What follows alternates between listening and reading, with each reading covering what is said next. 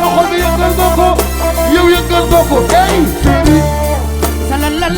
yow doo ko yow chéri sama xol bi yëngal nga ko yow yëngal nga ko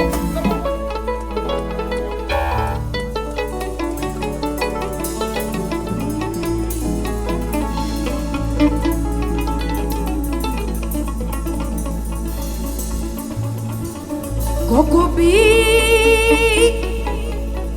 biraxi koko bi yo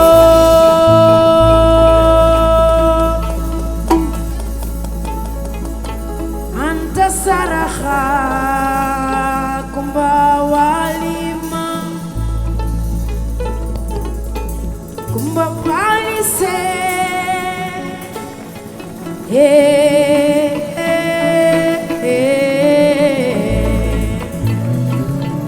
kumba walise ayama xaxo koko bi biraxi koko bi yo anta saraxa kumba walima kumba walise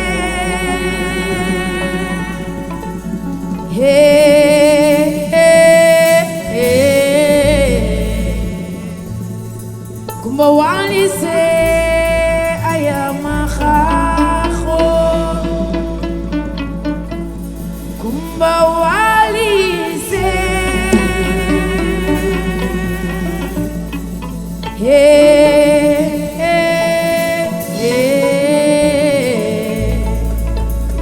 kumba walise ayama xaxo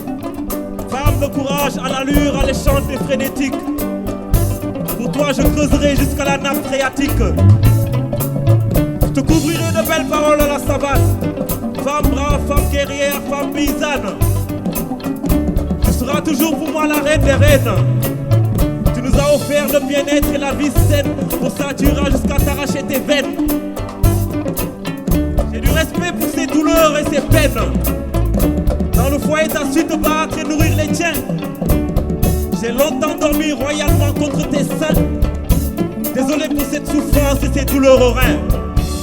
Je te bercerai avec ces douces mélodies du khalam, accompagnées par le rythme du clavier et du tam-tam.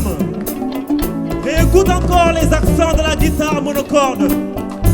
Tu as été la première laboureuse de la terre à l'exode, et tu seras la première des personnes que j'exhorte. C'est ça.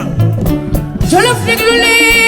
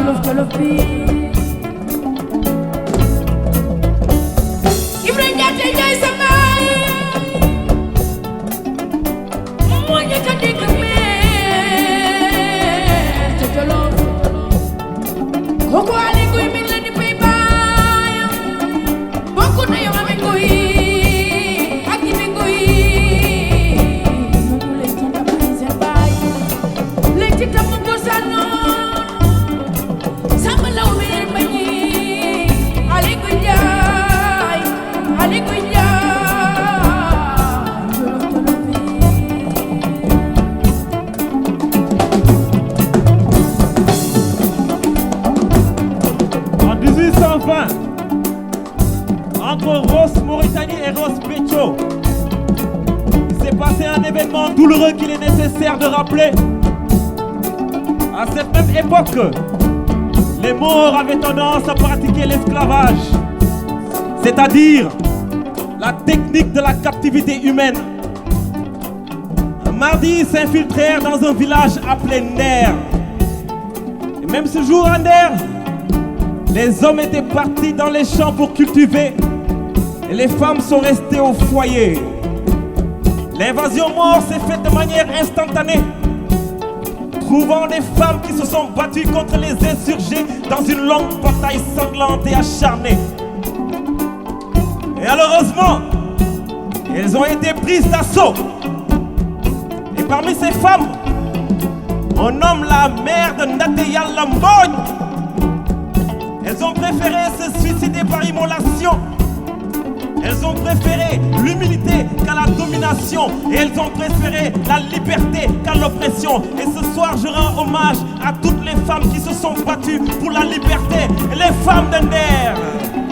On vous dit souvent que la femme africaine occupe une place subalterne. Mais dans un passé lointain, elles étaient déjà nos reines. Il aurait fallu attendre 90 ans pour que les USA accordent le droit de vote aux femmes, alors que chez nous, elles avaient déjà connu les flammes. Et je rends hommage à toutes les femmes vaillantes et courageuses de l'Afrique, de l'Afrique, de l'Afrique. Yes, I, yeah. Nateyal Lambogne, Degen Mbodj, un jour du Kayor, du Wolo, du Baol et du Tekru.